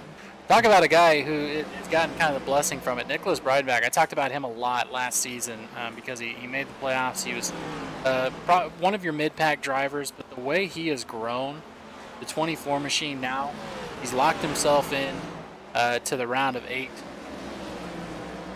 with a good finish here. He's working on that. You really got to appreciate some of these drivers coming in, doing the work, running mid-pack, and learning, and then coming in and having the race that he's having here. Now trying to hold off Nolan Hodgson, one of the ones he's tied with for points. So this is a very important run here. Lester hopefully understands the gravity of the situation as he works to the outside of Hodgson. And this kind of the dynamic, right? The race within a race. If anybody says oval racing isn't complicated, point them to the points and how that works. Because these Absolutely. guys battling. Absolutely. But good clean runs by those drivers tonight as we're focusing here on 4th place runner, Austin Story. Just chugging away right now. Not quite at that 200 lap mark. I think we're going to see the mentality of some of these drivers change. I look no farther than that RJ Root character right there in the number 8 machine. Yeah, RJ, one of those who was in the Final Four last week, unfortunately due to a points incident, was unable to make the championship race, but one of the favorites to win last year. I believe he had 5 or 6 wins. He was the Alex Murray of last season. Once he brought Alex Murray in, that was, splits the difference between the lap car of Geigler and the 23 of Austin Story. What a move by the 8 as we talk about him. Stafford's fallen back. That short run car is in 3rd. Cossey and Alex Murray now 1 and 2, and now RJ Root trying to make it up to the teammates there. Pretty cool. See these long run cars really come to life here as the green flag laps just keep ticking away. It was stop and go literally for a little while at this one, but got a really nice green flag run going on. Now we're starting to see driver dynamics come into play. Who's committed to the bottom? Who is willing to use that top lane to get around traffic, and who can manage their stuff the later this race wears on. Yeah, right now Hodgson trying to work with Austin Story, going to get by there. So Austin falling back, much needed positions. He is hemorrhaging here as he's running about half a second slower than everybody else. That setup is not doing him any favors right now. Jeremy Miller in the 30 machine trying to get by some lap traffic with Chad Sanner as well. Battle's all over as well as in the chat, guys. He says, let's go, guys. Propel. Nice driving, Joe. Joe Stafford there up 27 positions in 3rd place. Everybody shouting themselves out. Do appreciate the heck out of you guys. It's absolutely wild to see you guys come in and cheer on your drivers. As RJ Root may have had an issue. Always loose. 18 sideways! Oh, man, it's getting wild here now. That was Joseph Lester, and RJ Root's up top trying to stay out of getting hurt. He did fall back a couple positions. There's Nolan Hodgson, another fan favorite, kind of working himself up there, trying to make a move on the bottom as Root and Lester fight. Dave Regal, lap car. We got a hornet's nest here now. You got to be patient, but you also got to be aware, right? Oh. You saw that 10 car go from high to low. Got to be aware of what's going on in front of you. Yeah, but in front of you, behind you, you got to have that relative on. I know that's a problem here at Bristol because it just moves so fast. Right now, the top 15 are the only ones on the lead lap. Randy Spivey in the Mission 22 machine is sitting in 16th. He's the first car lap down as it sits right now. But I feel like Alex Prinson's about to go around, go a lap down if he can. A little bit of net packet loss there. Of course, we do want to appreciate all of our folks here that support Sunday Night NASCAR, including but not limited to Buttkicker. Feel what you've been missing. I don't know if you've ever used one of those, Zach, but it is absolutely fantastic what you can do with the Buttkicker. You can make it to where it affects your tires, so it can vibrate when you're losing tires and that's one thing that can really make you faster. If knowing exactly when you're losing your tires before you can hear it and feel it, it's a game changer. It'll help you out. So check out Buttkicker. Feel what you've been missing. Of course, Davis Brothers Roofing, established in 1983. These folks, if you're in the greater Tennessee area and you need some roofing done, holler at Davis Brothers Roofing. They're not a fly-by-night roofing service. They've been there for a while. They've been in your area. They know what they're doing, and they can get your work done on your roof. Get that inspected before winter. You don't want to miss. You don't want something to happen in the middle of winter. So get that inspected, checked out. They can help you out there at Davis Brothers Roofing. And so we do appreciate the heck out of those guys there. Those Preen Lawn Care in NAPA Autoparts. Shout out to NAPA. As Nolan Hodgson's working on Chad Sander right now, trying to get around, get some points. Lester up in front, and we're starting to see some wiggles, boys. That has been some of the more intense ad reads I've ever had to sit through before, because there has been some big time wiggles going out of some of these drivers tonight. And yeah, the 18, I think all three of those drivers, right? Lester, Hodgson, and Sander all came off the same corner and all wiggled at the same time. Fortunate for them, right? You check up all at the same time, you don't run over anybody. There you go. As we see it. Oh, Nolan in the wall. Lester sideways. He's going to lose that. There he goes up into the wall. Got to watch out for that. We saw it happen to Emily. It can happen to any one of these drivers. Keep getting that contact up there. Keep bumping those parts. They're going to break. A hit point system, definitely something that was needed in iRacing, because you can't wall ride anymore. Not that that's what these drivers are doing, but if you get loose up in there, you're going to catch hell. As Hodgson just has decided to take a breath here. He doesn't want to fight too hard for that position. He knows he has to finish where he is right now in points to be able to make a difference and get locked in, and he is driving like it. This is some maturity from the young driver in the 54 to know that he doesn't need to battle with Lester as hard as he wants to right now. Oh man, I'm holding my breath just watching these drivers. Oh, he got caught! Oh, there it is! Man, caution we were anticipating has finally happened, and it was in the group we were featuring.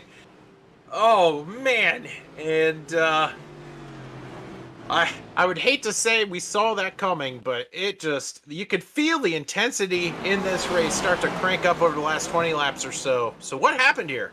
It looks like it was a double move here. The 30 of Jeremy Miller. So there's some issues going on off here. This is under caution. Here comes Jeremy Miller.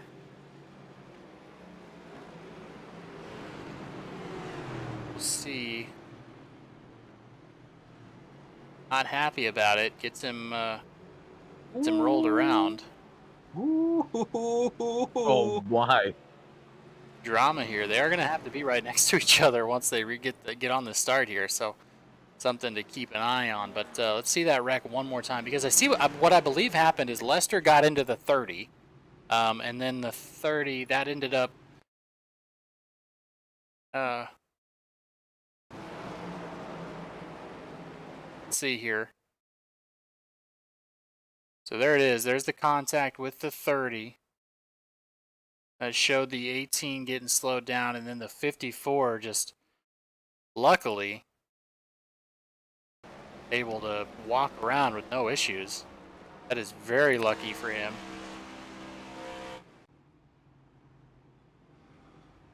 So coming down pit road now, Nicholas Breidenbach, the only one electing to stay out. Lap 221 of 250. Yikes. Well, I mean, we talked about it all night long, James, about the advantage of being P1 on a restart. And, I mean, can you get away? Probably. Can you keep the field behind you? That has yet to be seen. That's a whole nother task. I think we're about to see it here, though. Yeah, definitely. And one thing I did notice, and what I heard over the radio was, of course, the 30, after that incident, came back at Lester, which is against the rules. They're probably going to talk to him after the race about that. But the reason he was so angry here is he's in the playoffs. So he's trying to get points and make a way through here. And it's, where's he at right now? 30 machine. Jeremy Miller. So he's locked in on points, so there's no issues there. But he's got to try and get those points for the next race in the next round. So that was why he was so upset.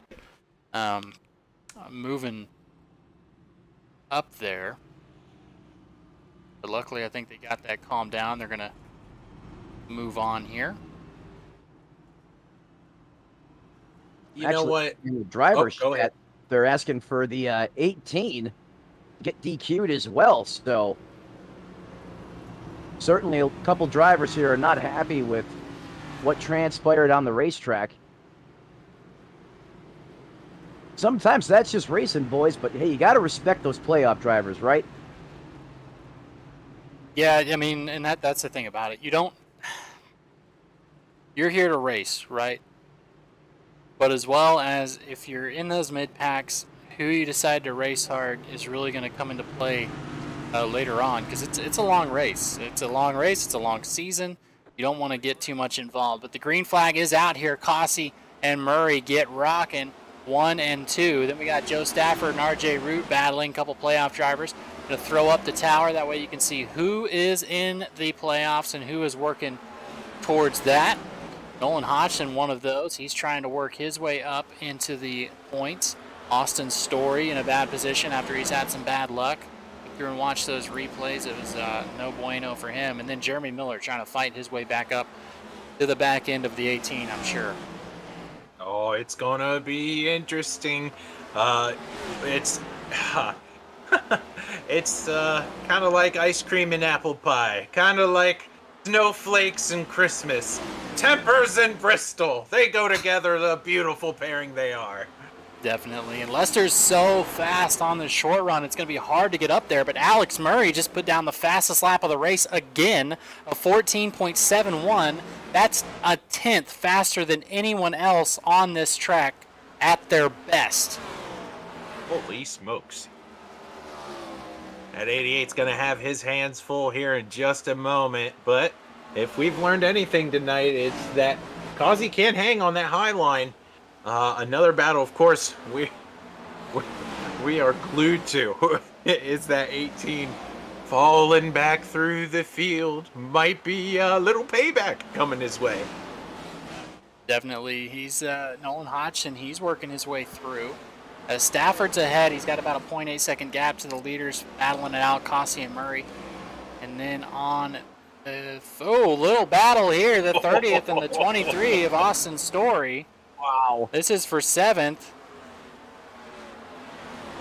They're just banging all the way around. I appreciate it over on Facebook and YouTube. Be sure and hit that like button, get out in front of as many people as possible so these drivers can hear you guys cheering for them. I promise, if you type their number in the chat and you say go, it makes them go faster. That is a guarantee from me, myself. Promise you. Promise it'll happen. As Nolan Hodgson, he's showing it. He's up to 4th right now. Joe Stafford and Lester right behind him. We know these two have tangoed before. Oh, the chrome horns are getting polished off and ready to go here as the laps are quickly winding down. Tempers are bumbling over, I think it's safe to say, as these drivers are not afraid to bump around a little bit more now. No, definitely, as we have this awesome onboard shot that the next gens afford us on the back of Nolan Hodgson currently. I think Lester's playing nice here. He wants to, doesn't want to upset any more drivers, as we will see with 16 laps to go. Up front, though, Cossey has his hands absolutely full. Little battles here and there. Oh, Lester's going to get to the bottom of Hodgson. Again, he's got to remember, to the top, I'm sorry. He says, I don't have to battle you. I'm not racing you. I'm racing everybody else. That 1 point's important, but it's not as important as falling back. So he's going to let him go. Got to keep RJ Root ahead of him. Jeremy Miller trying to work through to a driver up there. Oh, RJ Root gets in the left corner of Nolan Hodgson. Nolan goes around. Oh my goodness. Wow. And the 54 comes up into the fence, and we were paying attention to Miller making his way through the field. Just nowhere to go. Luckily, Hodgson able to get that thing going. I'm not going to lose any laps here. What happens? So the 8 committed to the bottom. Yeah, it looks like the 8 committed to the bottom earlier than the 54 could. Then the 30 gets involved. That's just no bueno. Luckily, it's that rear end damage, so hopefully Nolan can get that fixed. We'll talk to him.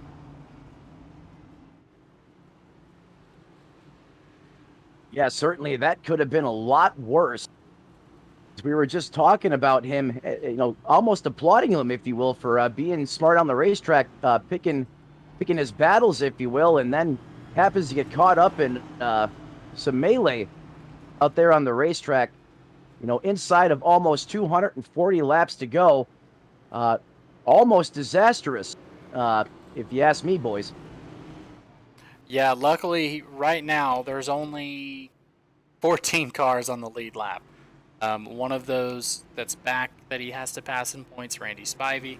Because right now, the way it sits, the 57 is dead even for the cutoff between Nicholas Breidenbach, Seba Cornez, Nolan Hodgson.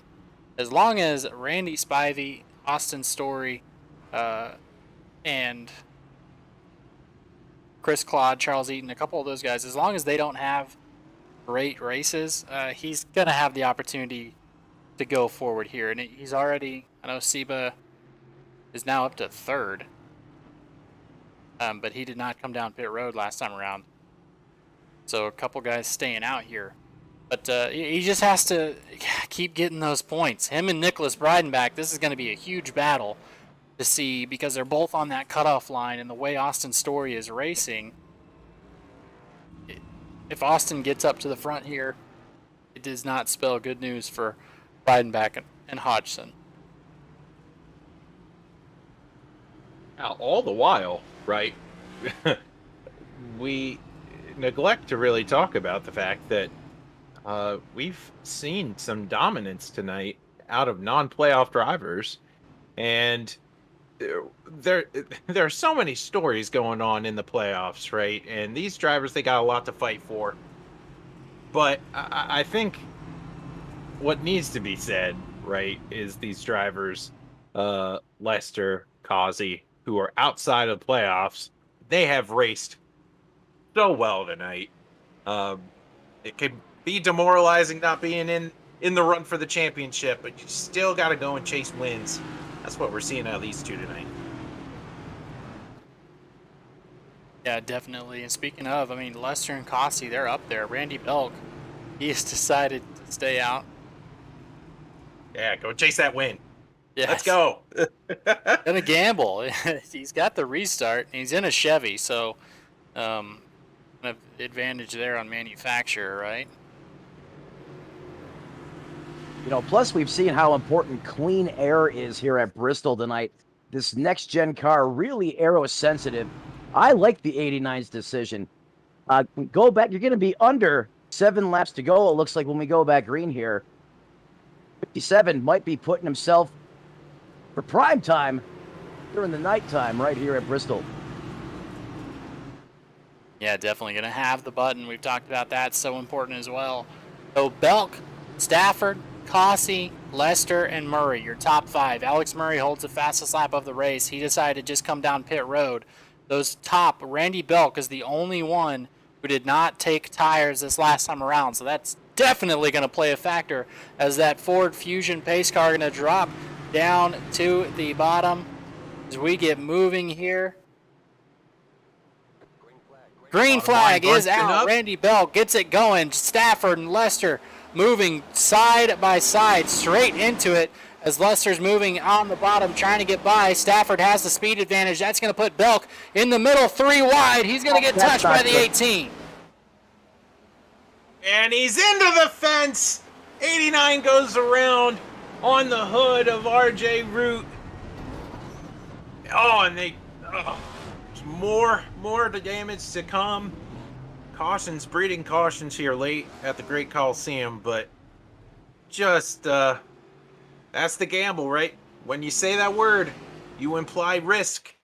And that's what we bore witness to. That's the risky part. What happened here, James? So from what it looked like here, good look. We're on board with RJ Root. And it looks like the 89 just got pressured underneath, was not ready for it. RJ's just as high as he can possibly be, and then the wall helps the 89 go around. Oh, and you can see, look, at least from what I'm looking at, there was a beautiful camera angle of the number 8's machine, his right front. You could see the point where it started to weeble wobble against the wall. That means toe links broke. Park it. You're done. Definitely, that is no bueno. Now RJ Root, hopefully, he's locked in, so he's good to go. I know RJ is good to go. Let's go ahead and talk to RJ.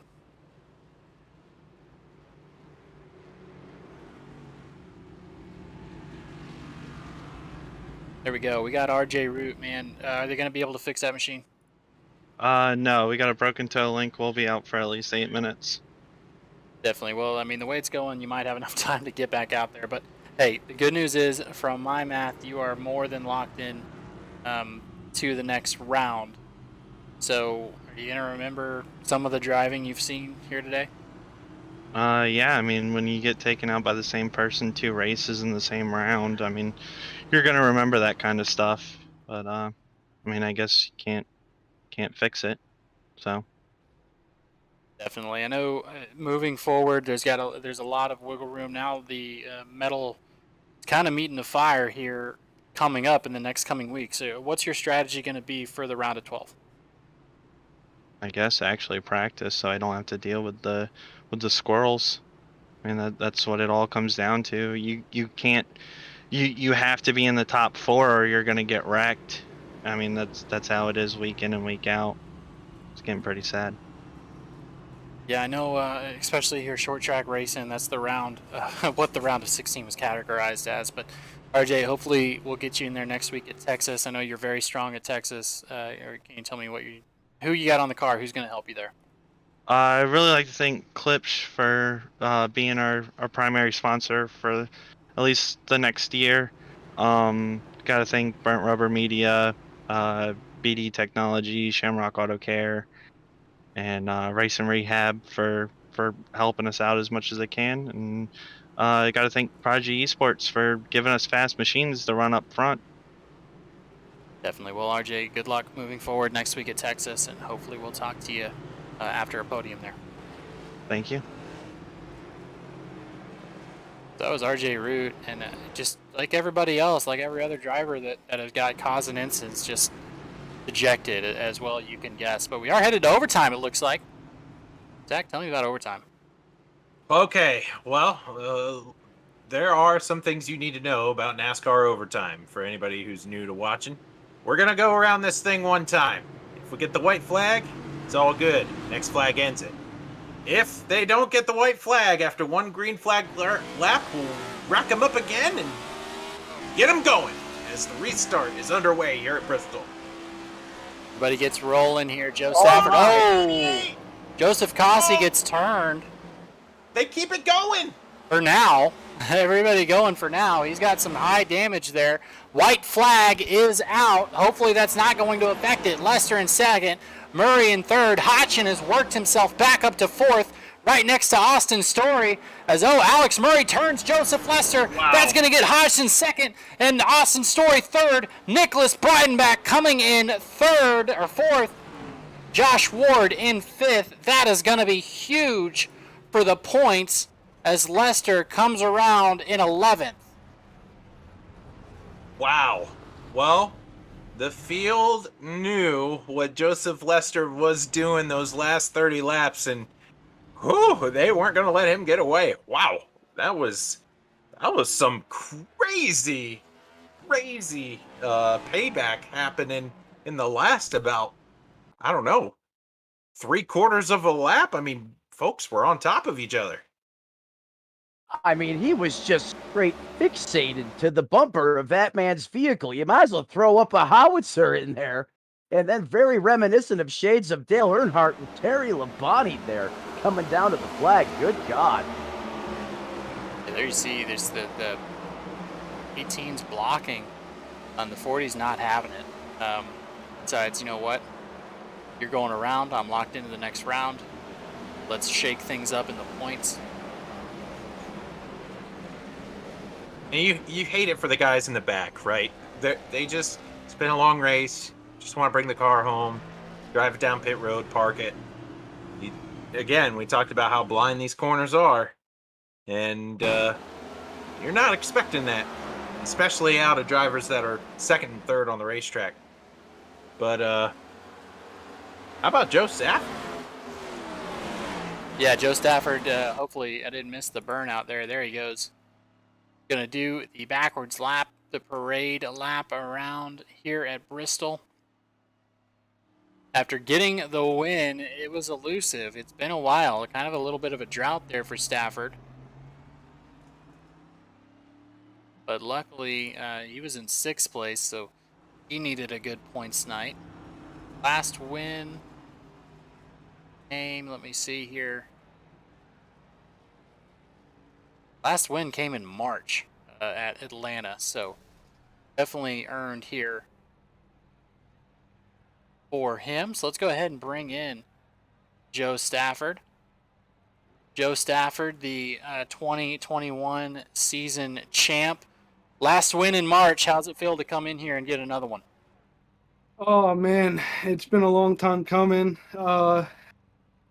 These past few weeks have been just, I've seen so much improvement from everyone on TWRS and just everyone that's been around me in general. And we've been wanting it so much, and it's finally paying off. Definitely paying off when it counts at Bristol. I know you had a started in the back. What happened with qualifying? Yeah, qualifying, I actually hit the wall right at the start finish. So both of my laps got disqualified there. So it was definitely not the ideal start, especially being, I think it was 17 points above the cutoff line. It was kind of scary being in that position, but everything played out pretty well. Definitely, and you definitely earned the win here in the 50-7 machine. It's so good to be talking to you after a win again. Talked to you all last season, and you know you've had some second or thirds, you had some bridesmaid this year, but last win in March, I know it feels good. Are you looking forward to Texas at the round of 12? Oh yeah, I'm looking forward to Texas, especially the round of 12. There's some pretty good tracks that I'm looking forward to, especially the Roval. I think that'll be a ton of fun. So yeah, I'm looking forward to the upcoming races for sure. Absolutely. Well, again, Joe, it's great talking to you for the win here, and hopefully we can talk to you again next week. Yeah, big shout out to Chester Water Authority, Team Watson Racing, Propel, Money House Racing. Everyone's been doing so good, and I really want to thank them, and Vic Rez, JCTV, everyone that just supports, and my family watching, and you guys in the booth. Definitely a fan favorite as well. Appreciate hearing from it again. Good luck at Texas. Yeah, thank you. All right, next we have in here Nolan Hodgson. Second place finish. You came in here, you knew what you had to do, and you did it. How's that second place feel? Yeah, it feels good. I didn't really appreciate getting dumped twice in the same race, but like I just put my head down, charged through the field, did the best I could with what I had. Definitely. I know you were racing a couple drivers there in the end. How do you feel about the racing at Bristol, and do you feel like you were given enough space there at the end to do what you needed to do? Well, I mean, I feel like it's Bristol, baby. So I mean, there's nothing more than you can ask for. obviously, all the cautions tonight can be ironed out, but I mean, Bristol it's classic. There's nothing I would change. It's that classic type Bristol racing that you come to expect. Definitely, and we're on board with you now. And I know you saw Murray and Lester up in front of you, and you were racing Lester earlier. Did you were you anticipating a little bit of issue up there with those two slowing down a little bit? I mean, it's not exactly something you'd expect for someone to get turned right in front of you. I just knew that it was the last few laps of the race, and everybody wanted to get what they could.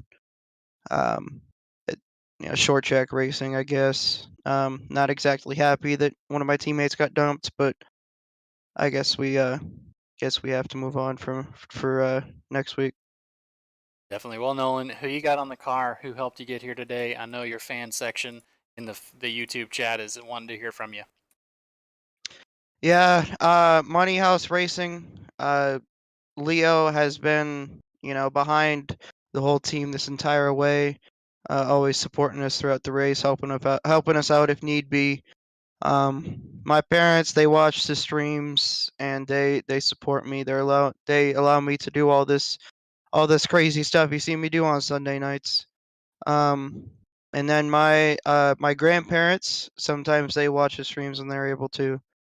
And yeah, I think that's about it. Definitely. Well, man, appreciate you, and hopefully we can talk to you again next week as the points are just now getting sorted out, sir. Sounds good. Thanks, guys. Next, Zach, I'm going to let you get your chops wet with Austin's story here. Hey, Austin, it's Zach up here in the Sim Racing Media booth. You got a copy? I gotcha. Okay, good to hear from you. We watched you do a little bit of everything tonight. Explain to the viewers kind of how your night unfolded and how you wound up P3. You know, beginning of the race, I qualified awfully, so I started in the back, and then slowly made my way back up. Killed my tires. Trying to go for the lead to get an extra point for the playoffs, and then fell back, and then I fell back more, and then I fell back even more, and then they went and wrecked each other, and then yeah. Yeah, circumstances certainly unfolded your way tonight as you land on the podium here. Looking forward as this season unfolds, Bristol Night Race is always a race of attrition, right? It's where the tempers come out and fly. Are you gonna remember how some of the drivers out here raced you, or do you try to just throw that away? You chalk it up to short track racing and you move on. It's short track racing. I mean, it's Bristol. I mean, Yeah. I don't think anyone should really get mad, but it is what it is. So yeah, I'll just leave it at Bristol. I'll forget about it. All right, Austin. Well, I'm going to leave it up to you for thank you, sponsors, and shout outs. Who got you here, and who do you want to shout out here on the broadcast? I want to thank Leo Bonacasa. He supported me a lot, so I want to thank him. Nolan, Joe, Nick, Josh, Lester. All those guys are great. Get Pains from Money House Graphics. Support Propel Motorsports and Money House Racing. Yeah. Sorry to Leo again for not making the round of 12. I think I might have missed it by a few points. I needed a win tonight, or second, and I unfortunately ended up third. So I wouldn't speak too soon, Austin. You were only 11 points from the cutoff, maybe 13 or 14, and a couple drivers had a bad night. So we'll double check those results, but don't count yourself out yet. All right, will do. Well, that is the driver of the Money Lion 23 Toyota Austin Story coming away with P3 tonight. James, I think this is the time where you handle the back half of this show. The back half, but better not be the back half. More like the back 10 seconds or so. Guys, we appreciate the heck out of you for joining us so far here today at the Davis Brothers Roofing 250 at Bristol. Let's go ahead and run through the results here. And then we will get you on your way on to whatever it is you've got to do tonight. Joe Stafford wins tonight at Bristol. Nolan Hodgson there behind him. Austin Story in third. Nicholas Breidenbach in fourth. Josh Ward finishing fifth. Then we got Chad Sanner, Steve Cornez, Alex Murray, Randy Spivey, and Joseph Cossey rounding out the top 10. Then we've got Joseph Lester, Randy Belk, Charles Eaton, Matthew Gaskins, and Alex Princeton. In 16th, Chris Claude, RJ Roots in 17th, Bryson Alexander, 18th, Dave Regal, and Wyatt Fink in the top 20. Finishing a couple laps down here. Starting in 21st, 14 laps down, Jeremy Miller. Then we got Leo Bonacasa, Ryan Samuelson, Stoney Benefield, Alexander Gingler, Jeff Carson, and Zachary Vaughn and R.P. Allen having a hard night after qualifying second there. Then we have Glenn Bolliard, Emily Urias, Zach Osborne, Bennett Allen, Matt White, Lauren Jones, Marty Roberts Jr., and Jackson Derby, 252 laps down. Well, ladies and gentlemen, I hope you had a good time riding along the show with us. I know I had a good time with you. Be sure to hit that like button, all that good stuff, and we will talk to you guys next week.